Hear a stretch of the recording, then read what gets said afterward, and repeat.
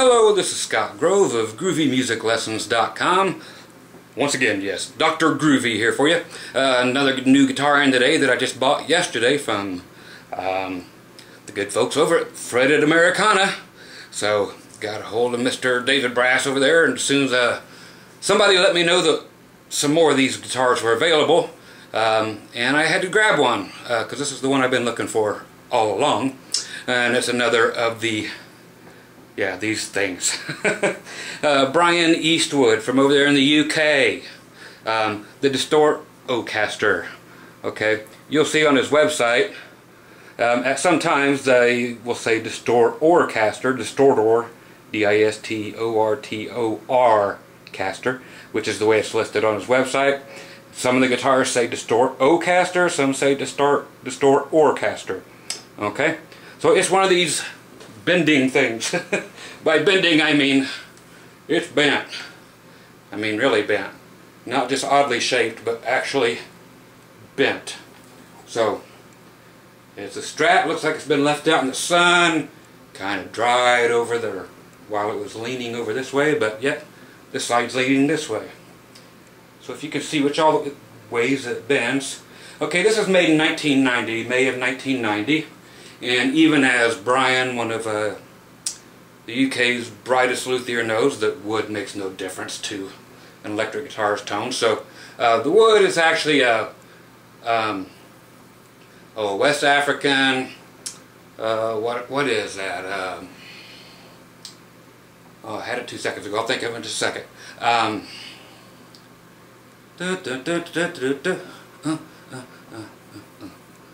I'll think of it. It doesn't matter. But anyway,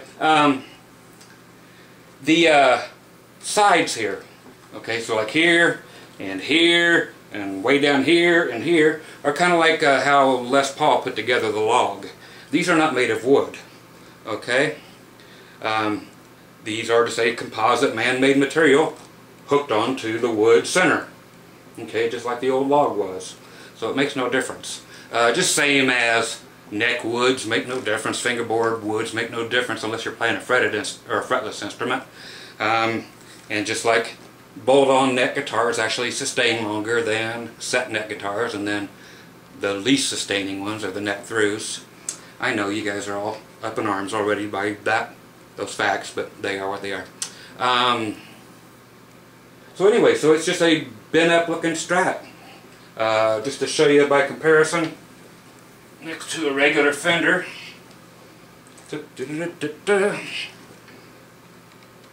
Okay, there's the size difference.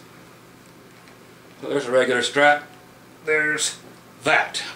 Okay, now we will compare it in size to the Bent Marvel from Brian Eastwood, which I got, I don't know, a month ago maybe. And both these guitars are right there on Brian Eastwood's website. Okay, here's the old bubblegum pink Bent Marvel. Okay, and here's the Distortocaster. Okay, the Bent Marvel is flat. Okay, it's all wood. Every bit of it is wood. This Distortocaster is actually lighter because of the man-made materials he used on here to keep it lighter, and for more uniformity when he would make more of these, you know, so they would all look exactly like that, and you didn't have to try to carve that out of wood. So it's just poured into a mold, and then it fixed on the here. So I mean, it is in every possible way you can think bent. Okay, even the headstock. Yep, and not just that way. You're looking at the nut, the frets, they're fanned, so they are, yes, at an angle, which is why your bridge has to be at an angle, and why your pickups have to be at these other angles, which are the Kent Armstrong vintage pickups. Okay, your controls are volume. No, it's not normal like you think. Volume, master tone, and in the middle actually takes you from parallel to series. So you can, it's like a blend but not to blend anything. It works on the middle pickup and the bridge together.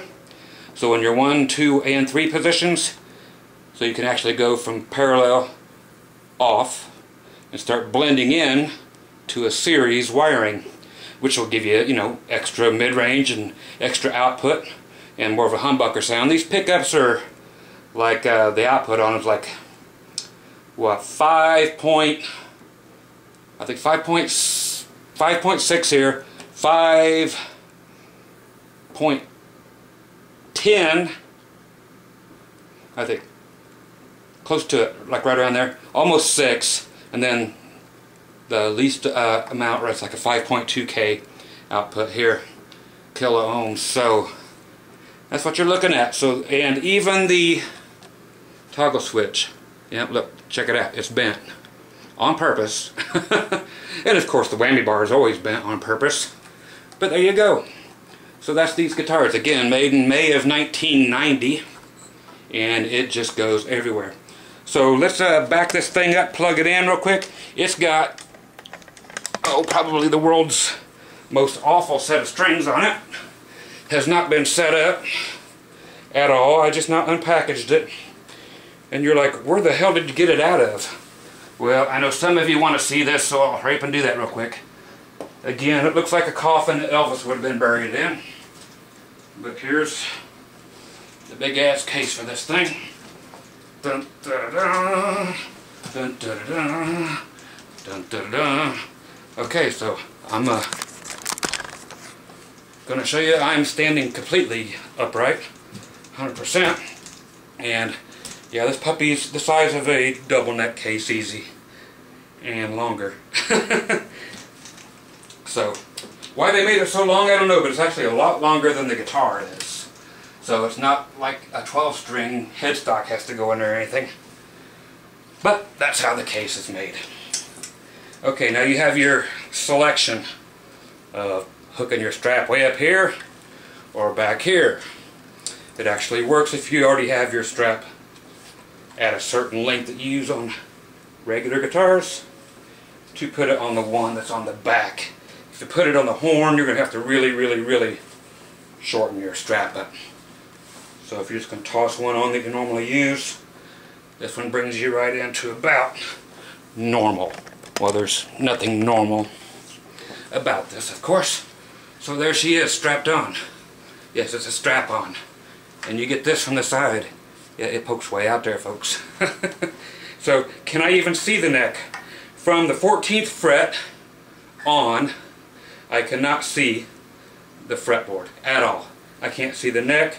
I can't tell you what's coming up. So you would have to actually start playing like this, or whatever. The other guitar, the pink one, does not do that. It is not obstructed by this.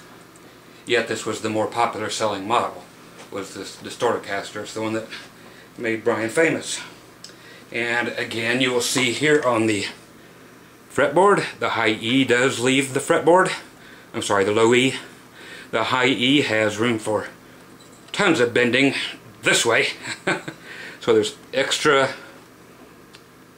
room there. Just take a look. Low E string comes off. You can still play an A, you can play a B flat, you can play a B. So you get 2 frets that you can't play on the low E string. The other ones you can go right down to it and barely grab it.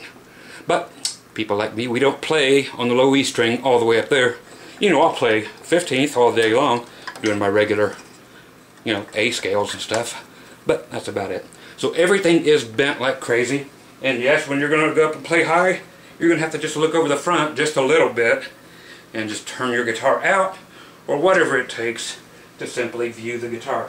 Okay, I'm not doing any fancy miking or anything today, so it's just a crappy Sony Handycam again with the crappy built-in microphone. So that's the way you're used to me sounding, so that's the way it will sound. Again, the strings are this dead. Okay, so they're horrid. So, hey, let's tune it. I'll run it through the tuner real quick. And people always ask, well, what's this cost? I think what I pay for this, $19.95 to like $2,000. which is average. There's very little in the way of any cosmetic damage done to this. Little bit from somebody having hung it on the wrong type of hanger on a ceiling, or on the old type of nasty guitar stands that hang them by the neck, that didn't do a good job the first time when they built them.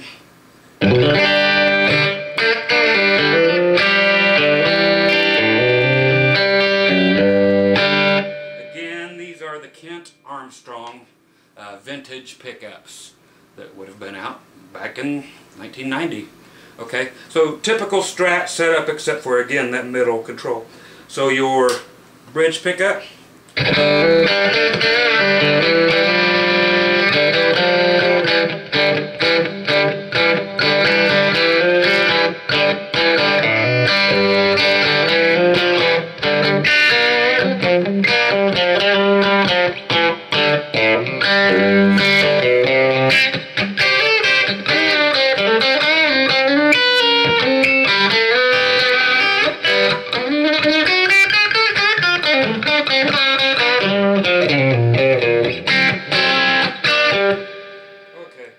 pickups we already heard. Middle.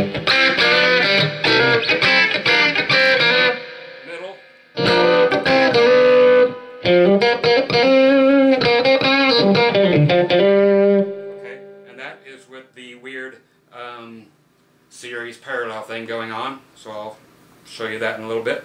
Here's the 4 position.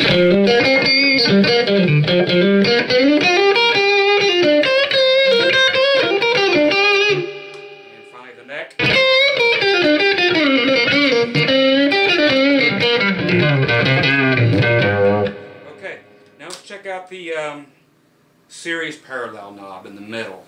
Okay, so your first one is just labeled tone. Okay,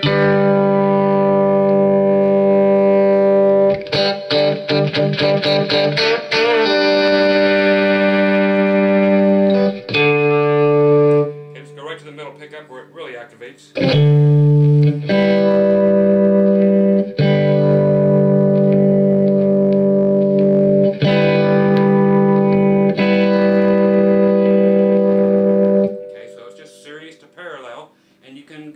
In between, which is kind of weird with a blend.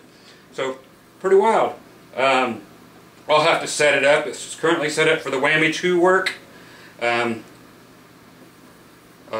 I said, I'll have to get it set up and see if it actually does work. Sounds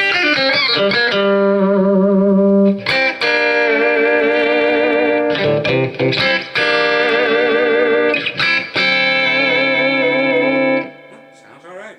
Okay, distortion time. It's going to sound like everything else with distortion. Okay. Let's see.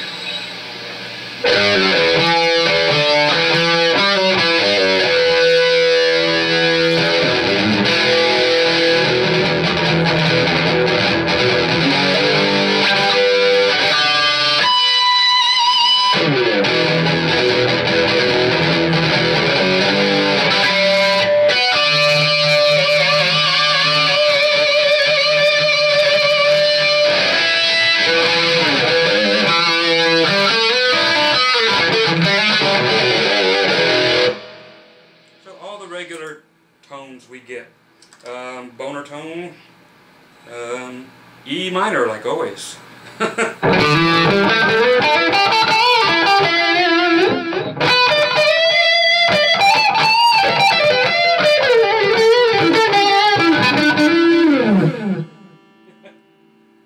the rain song back there vibrating.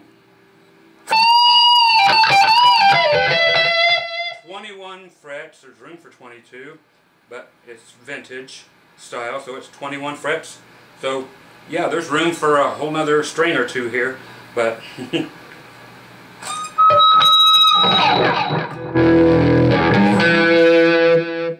see, something nice and pretty. Go to the 4 position. Put it back in tune. How's that?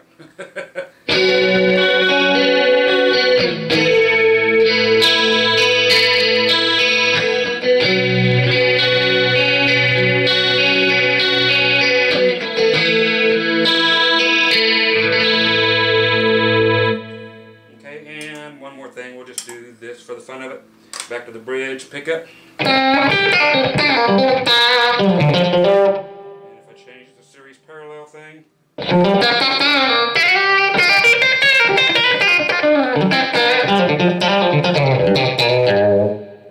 trying to get some spank out of totally dead strings, but I'll give her a good old setup and we'll play it again for some fun here shortly. But there you go. Nice, easy, quick review. Don't forget, folks, when you come here, just so some of you will quit bitching. I know not everybody's going to quit bitching, because if you did, I would actually die of a heart attack, because you guys did quit bitching. When you come here, you get reviews. You don't get just a demo. Okay, so a review is to tell you what the things are, what they're made of, and I still can't remember the name of that. See, West African.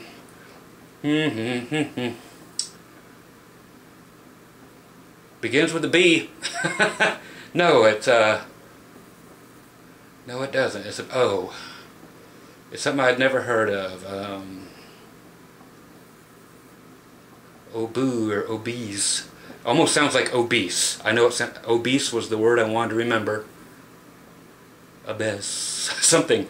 Yeah, you guys will let me know, because you guys always correct me when I flub something up, and I need corrected sometimes. But anyway, remember, yeah, these are reviews. I try to give you what I know about them. If you can help me out on anything, I always welcome it. But if you're just defiant against what is what, then of course I just get rid of your ass, because you're worthless to me. It's just the way it is here in Groovy land. So again, the Brian Eastwood, in no way related to the Eastwood guitars that make those crappy Breadwinner copies and the old National copies and Tesco's and looking things that they've resurrected. No relation whatsoever. This guy lives out in the middle, like I said, of the UK, out in the middle of somewhere where you can't even get to it unless you're by plane or donkey or time machine or something. So the Distortocaster, or Distortocaster, look at the fret markers even up here, everywhere. They're fine on the sides, but it's the guitar I've been waiting for forever, and I settled for the pink one, which I'm glad I did, and went and got it on the Bent Marvel until I could get this one too. I was surprised that I went ahead and bought one with a normal sunburst, three color sunburst instead of vintage tobacco sunburst, or the leopard print. I would have loved that. And they got purple and green ones with polka dots and everything else, which I'd have loved to have too. But they've got another one over there at Fretted Americana. They have the Vox, the bent, it looks like a bent Vox AC30, you know, and I may go ahead and pick that one up. And they also have the red Collision bass, which looks just like this, but it has P-bass pickups in it. But otherwise, yeah, it has the actual bent everything on it. So I may pick those up too. They're the same price if you guys want to go get them before I do. Let's see if you can read any of this that it matters. Let's see what the plate says. Made in, okay, here's the town, B-A-C-U-P. Is that Backup? Back up, bitch. Beep, beep. B-A-C-U-P. Okay. And this is serial number 23 out of all these that he made, which I think there was 45 made in the whole existence of the whole run. Regular Cluson style tuners. I even mentioned before that the headstock is actually, and of course my lights don't want to go with me here, but it's actually bent. Not just this way bent, but it's actually bent. Okay, so you can't see it that well because of my sad ass lighting, but yeah, it's actually beveled at an angle. It's not straight like any other headstock is. So anything that can be bent on it is bent. You can't even get in there with the peg winder because it's going to run into the other keys. It's just the price you pay to look this cool, or to look a fool, however you see it, but I think it's a beautiful thing. So, once again, I'm me, you're you. What's this say? I am blind. S-bend solid. Original S-bend solid. Okay, again, it's whatever that weird ass wood is down the middle, and it's whatever this is made out of on the sides. Okay, so it's like the log again, whereas the outsides are just clamped onto the rest of it and just stuck on there to make it lighter, and it has nothing to do with the mass or how dense it is, all that crap. I know it's the same thing, but none of that has anything to do with electric guitar tone, as I know, and as Eastwood knows, as most luthiers that write me know and say, God, can you believe all these son bitches are still bitching about tone woods and how they think it makes a difference? But they're like, that's how we get paid money. We charge people huge money for Paduk or for, oh good God, what's all the crap? Babinga, or what? They're like, man, we charge them for Brazilian rosewood, and charge them out the ass and said, it doesn't cost us anything. We pretend like it's scarce, but charge them out the butt and say it sounds like something, and they fall for it. So it's all marketing ploys, whether you believe it or not. I no longer care. It is what it is, so you guys argue over that all you want, but we know the truth. Myself and the people who build these things. Paul Reed Smith don't know the truth, but then again, he has to make a living too, so he has to pretend that shit makes a difference. Okay, so there you go. Once again, Brian Eastwood, Distortocaster, and all the other stuff that comes with it. So I'll get her all cleaned up, fired up, set up, and see if the whammy will work good, and put some good strings, and we'll go through it all again. Okay, so you guys be groovy. We're having a snowstorm out here in the desert, or a cold spell. Snow's all over the mountains, not down here on the ground. But so my other PS10 that was supposed to come in tomorrow is going to sit in a truck in Phoenix, where it's usually 120. Now it's usually about 80s this time of year, but it's in the 20s, like down to 20 degrees or 22 degrees here at nighttime now. So that is amazingly stupid. All the way through the weekend. Today only being Thursday, so my PS10 has to sit on that truck all through the weekend in the cold. So I'm none too happy about that when it was supposed to be here tomorrow. And so anyway, there's that. Put on some 3D glasses. Enjoy that. I know some of you guys would really enjoy that. Some of you guys over on the Chapper's website would really like to see that going, coming right at you. Open wide and say, oi, matey. Shop. Okay. Anyway, Crappers out.